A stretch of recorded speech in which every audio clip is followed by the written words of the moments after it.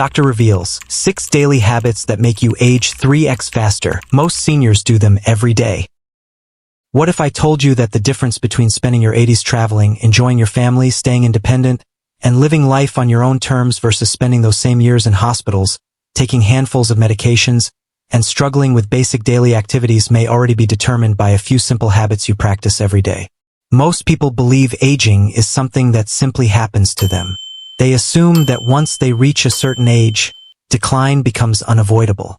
They blame genetics, bad luck, or the passage of time itself. But after years of working with older adults and seeing firsthand what happens when health begins to deteriorate, I've learned something very different. Aging is not simply about getting older. Aging is largely about the signals you send to your body every single day. Before we begin, tell me your age and where you're watching from in the comments below. I genuinely enjoy reading your comments and seeing people from all over the world joining this conversation about healthy aging.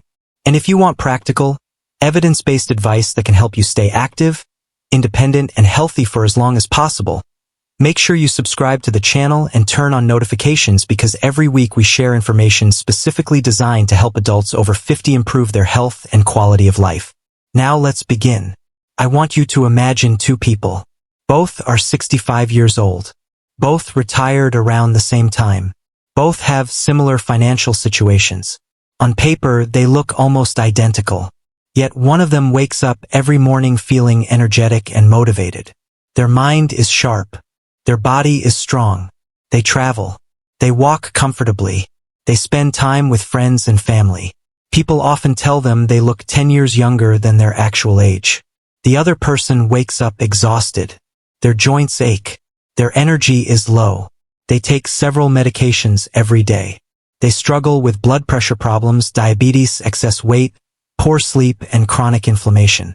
They spend more time managing health problems than enjoying life. So why does this happen?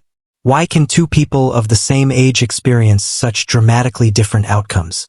What I've noticed repeatedly throughout my career is that the gap between those 2 people didn't appear overnight. It didn't happen in a month. It didn't happen in a year. It was created slowly through thousands of daily choices repeated over decades. The foods they ate, the amount of movement they got, their sleep habits, their exposure to sunlight, their ability to maintain muscle, their willingness to prioritize health before problems appeared. These seemingly small decisions created very different biological environments inside their bodies. This brings us to one of the most important concepts in modern aging science. There are actually 2 ages. The first is your chronological age, which is simply the number of years you've been alive. The second is your biological age, which reflects the condition of your cells, organs, muscles, blood vessels, metabolism, and brain. 2 people can be exactly the same chronological age and have biological ages that differ by 10, 15, or even 20 years. That's because your biology responds to inputs. Every day your body receives information from your environment. The food you eat, the amount of movement you get, the quality of your sleep, the sunlight reaching your eyes, the stress you experience, the strength of your muscles. Your body constantly evaluates these signals and decides whether to prioritize repair or allow damage to accumulate. Ultimately, aging is the balance between damage and repair. When repair exceeds damage, health improves. When damage exceeds repair for long enough, disease begins to appear. One of the biggest misconceptions I see today is the belief that supplements can compensate for poor lifestyle habits. The anti-aging industry is worth billions of dollars and continues to grow because people desperately want a shortcut. Every year a new product promises to reverse aging, increase lifespan, restore youthful energy, and unlock the secret to longevity. Yet, after years in medicine, I can tell you something important. I've met many people in their 90s who remained active, independent, and mentally sharp. Very few of them got there because of expensive supplements. Most got there because they consistently respected the fundamentals. They slept well. They stayed physically active. They ate real food. They spent time outdoors. They maintained meaningful relationships. They built lifestyles that supported health instead of slowly undermining it. Modern science has helped us understand why these habits matter so much. One major reason is mitochondrial health. Mitochondria are often called the powerhouses of the cell because they generate the energy your body needs to function. Every heartbeat, every step, every thought, every repair process depends on them. As we age, mitochondrial function naturally declines. However, poor lifestyle habits accelerate that decline dramatically. When mitochondria become less efficient, energy production falls. Recovery slows. Fatigue increases. Cellular repair becomes less effective. Another major factor is oxidative stress. Every day your body produces molecules called free radicals as a normal byproduct of metabolism. In healthy amounts, this isn't a problem. But poor diet, poor sleep, smoking, chronic inflammation, and inactivity can dramatically increase oxidative stress. Over time, this creates cumulative damage throughout the body. Then there is insulin resistance, one of the most powerful drivers of chronic disease. When cells stop responding effectively to insulin, blood sugar remains elevated for longer periods. This damages blood vessels, nerves, organs, and contributes to many diseases associated with aging. Finally, there is circadian disruption. Your body operates according to an internal biological clock. This clock regulates hormones, metabolism, immune function, body temperature, and sleep. When that clock becomes disrupted by artificial light, irregular schedules, and poor lifestyle habits, nearly every system in the body suffers. The encouraging news is that all of these mechanisms can be influenced. And that starts with one surprisingly simple habit. Morning sunlight. This is one of those recommendations that sounds almost too simple to matter, which is exactly why so many people ignore it. Yet the science behind it is incredibly powerful. Every morning, when natural light enters your eyes, it sends a signal to a small area deep inside your brain that acts as the master clock for your entire body. This clock helps regulate hormone production, energy levels, metabolism, immune function, body temperature, sleep quality, and even cellular repair. Think of morning sunlight as the signal that tells your body the day has officially begun. The problem is that modern life has pulled us away from the natural light patterns our biology evolved to expect. Many people wake up and immediately look at their phones. They sit indoors under artificial lighting. They spend most of their day inside offices, homes, or vehicles. Their eyes rarely receive the bright natural light that helps synchronize the body's internal clock. Over time, this creates circadian misalignment. Sleep becomes less restorative. Hormones become dysregulated. Energy levels decline. Inflammation increases. Recovery becomes less efficient. The body's repair systems no longer operate on the schedule they were designed to follow. What makes this particularly important is that sleep is when much of the body's maintenance work takes place. During sleep, your brain clears waste products. Your immune system becomes more active. Your tissues repair themselves. Hormones are regulated. Memories are consolidated.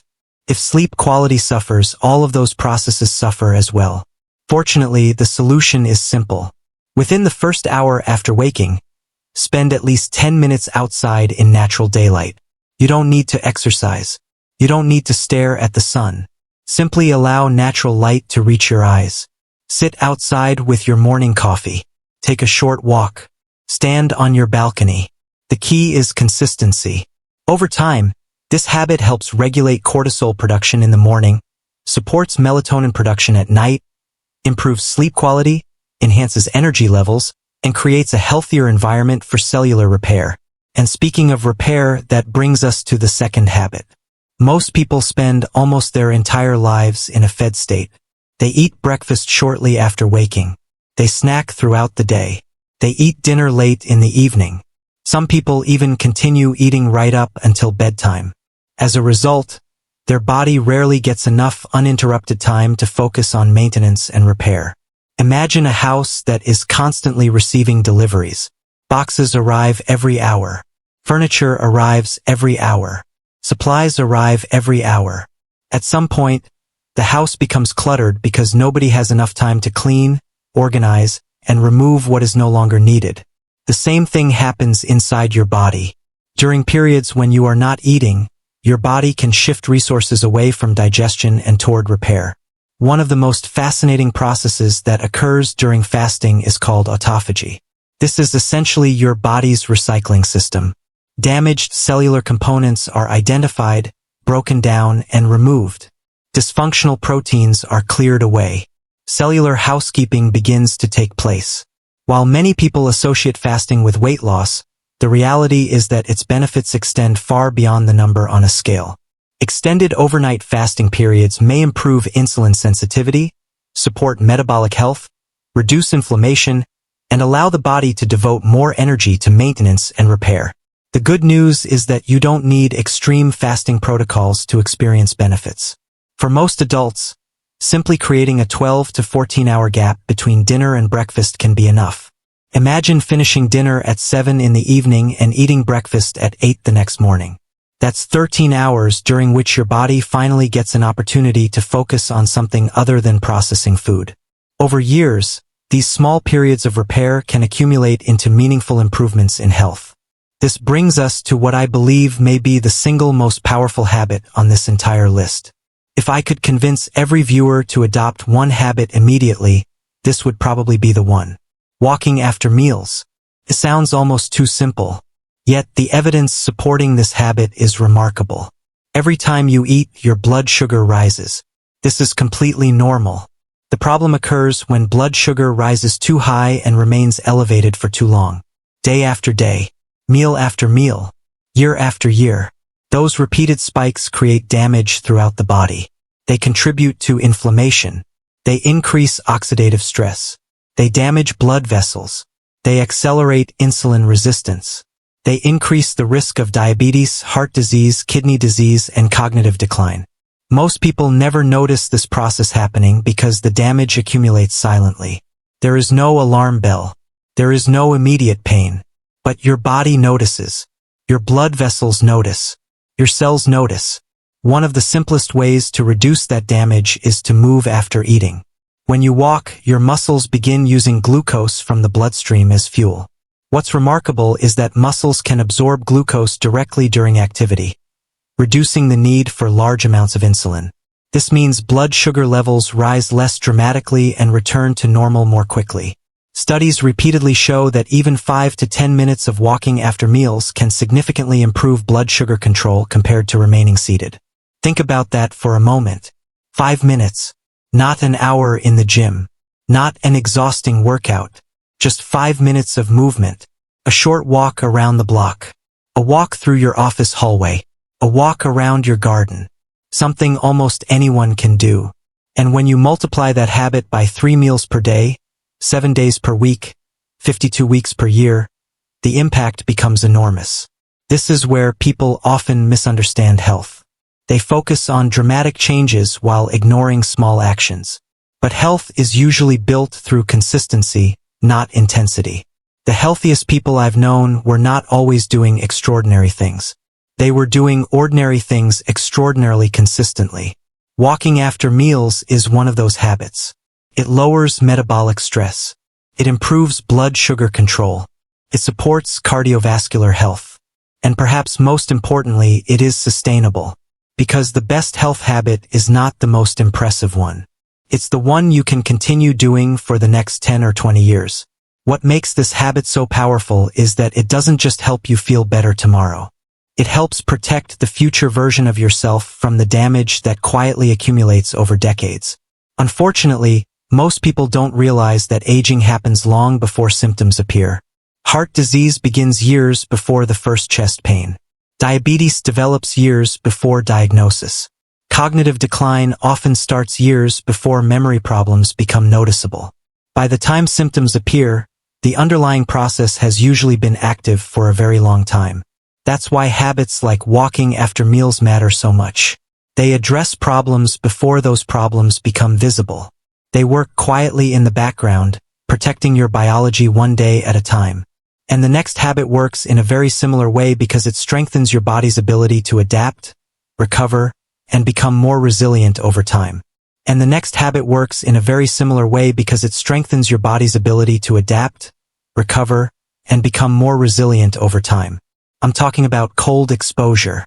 Now before you imagine jumping into an ice bath or standing in freezing water for 10 minutes, that's not what I'm recommending. What I'm talking about is something much simpler. Finishing your daily shower with 20 to 30 seconds of cold water. The reason this is interesting is because your body doesn't interpret mild cold as a threat. It interprets it as a challenge. And challenges, when delivered in the right amount, often make the body stronger. Scientists call this hormesis, a small amount of stress that stimulates a positive adaptive response.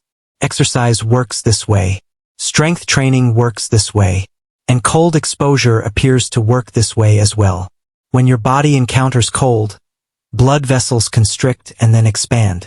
Stress response pathways become activated. Levels of norepinephrine rise significantly, which can improve alertness, focus, mood, and resilience. Many people report feeling more awake after 30 seconds of cold water than after a cup of coffee. But perhaps even more interesting is what happens at the cellular level. Research suggests that cold exposure may stimulate mitochondrial biogenesis, which means creating new mitochondria. Remember, mitochondria are the tiny power plants inside your cells responsible for producing energy. The more healthy mitochondria you have, the more efficiently your cells can function. Cold exposure may also activate brown fat, a specialized type of fat tissue that burns calories to generate heat and appears to support metabolic health. None of this means cold exposure is a miracle. It isn't. But it may be one more signal that encourages your body to become stronger, more adaptable, and more resilient. And resilience is one of the defining characteristics of healthy aging. The goal is not to eliminate all stress from life. The goal is to become strong enough to handle reasonable amounts of stress without breaking down. That's exactly what controlled cold exposure may help teach your body to do. Now let's move to what may be one of the most important predictors of healthy aging that almost nobody talks about enough. Muscle. If there is one thing I wish every adult understood, it is that muscle is not merely cosmetic. Muscle is not just about appearance. Muscle is not just for athletes or bodybuilders. Muscle is one of the most important organs of longevity. Every year I see older adults whose lives have been dramatically affected by muscle loss. They begin struggling with balance. Walking becomes more difficult. Climbing stairs becomes exhausting. Everyday tasks become challenging. Eventually a fall occurs. A hospitalization follows. Independence begins to disappear. What many people don't realize is that this process often starts decades earlier. Beginning around the age of 30, adults naturally start losing muscle mass. The process is gradual and happens so slowly that most people don't notice it. But year after year, the losses accumulate. By the time someone reaches their 70s or 80s, the consequences can become severe. This age-related loss of muscle is known as sarcopenia, and it is one of the strongest predictors of frailty, disability, hospitalization, and loss of independence. The good news is that your body maintains muscle when it believes that muscle is necessary. If muscles are regularly challenged, the body receives a clear signal to preserve them. If muscles are rarely used, the body assumes they are no longer needed and gradually allows them to shrink. This is why resistance training is so important. You don't need expensive equipment. You don't need a gym membership. You don't need fancy workout programs. Simple bodyweight exercises can be incredibly effective. Squats, push-ups, chair stands, lunges, step-ups, even carrying groceries can contribute. The goal is not perfection. The goal is stimulation. Every time you challenge your muscles, you send a message to your body that these muscles are still important. Keep them. What makes muscle so valuable is that its benefits extend far beyond strength. Muscle improves blood sugar control. Muscle supports metabolic health. Muscle protects bones. Muscle improves balance. Muscle reduces the risk of falls. Muscle helps maintain independence. And perhaps most importantly, muscle provides reserve capacity.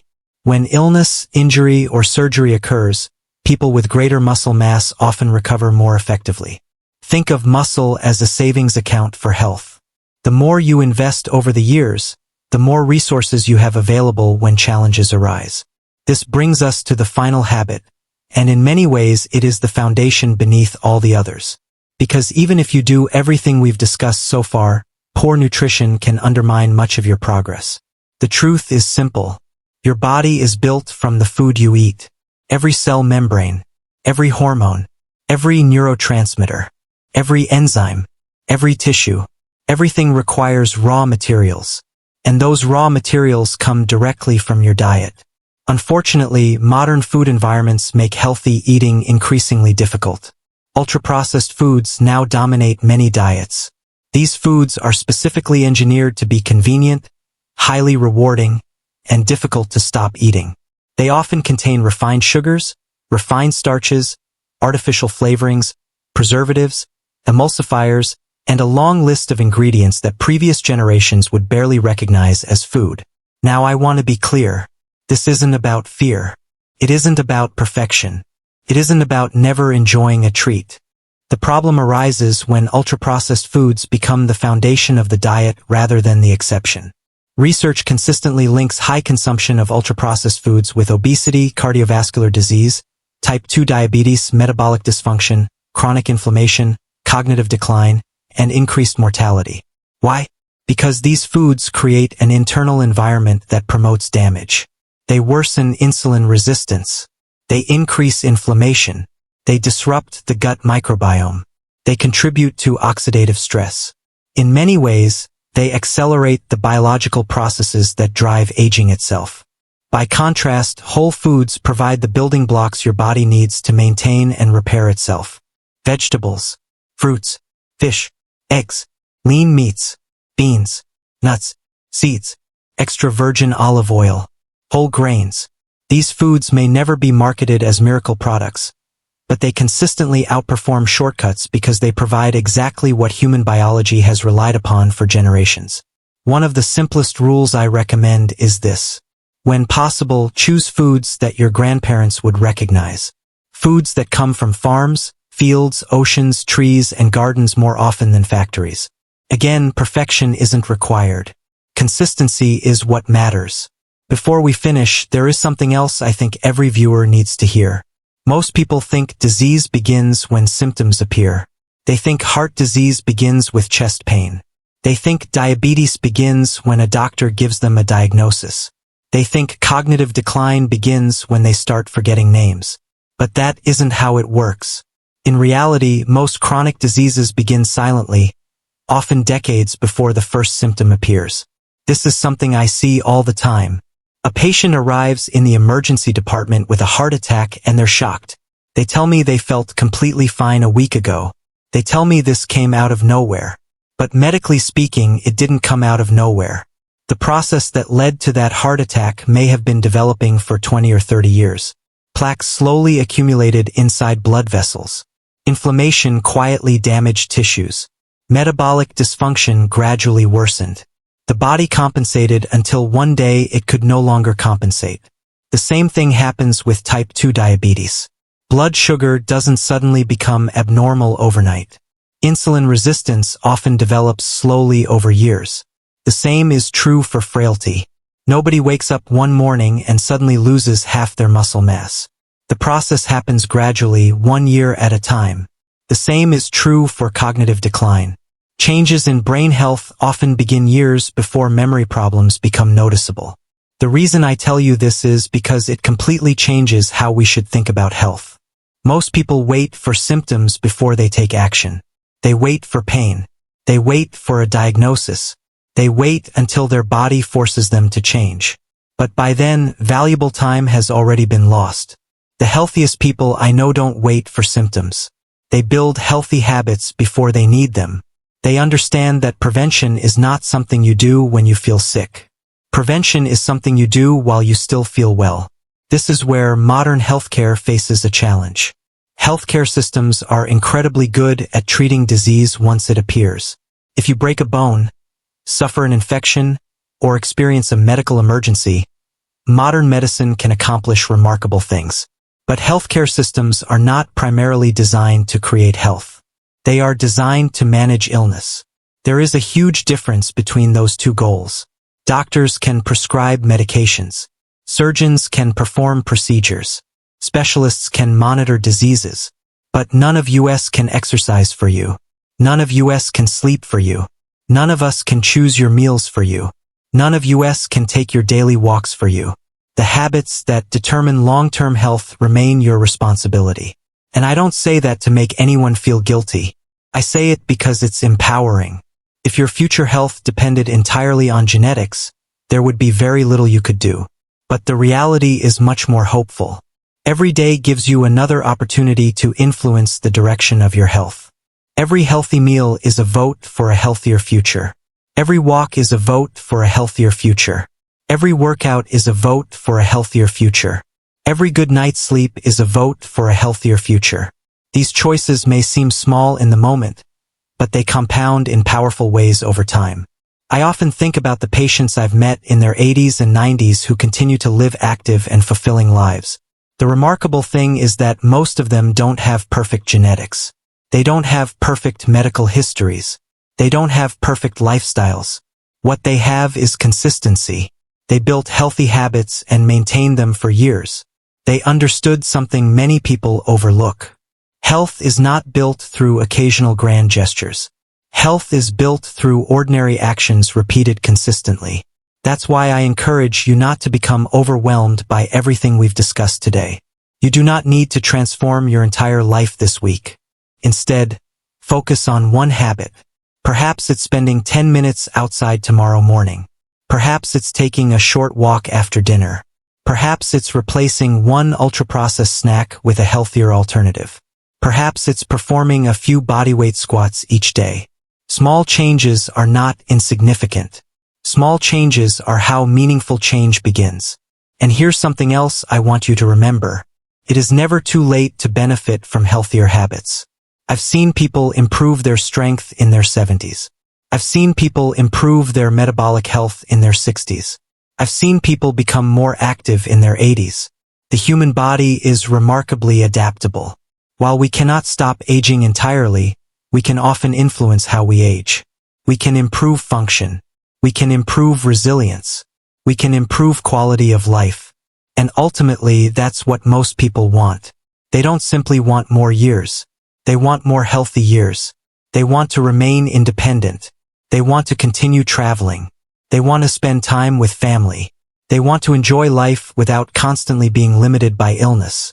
The habits we've discussed today may seem simple. In fact, they are simple. But simple does not mean ineffective. Sometimes the most powerful interventions are also the least glamorous. Morning sunlight, walking, strength training, whole foods, quality sleep.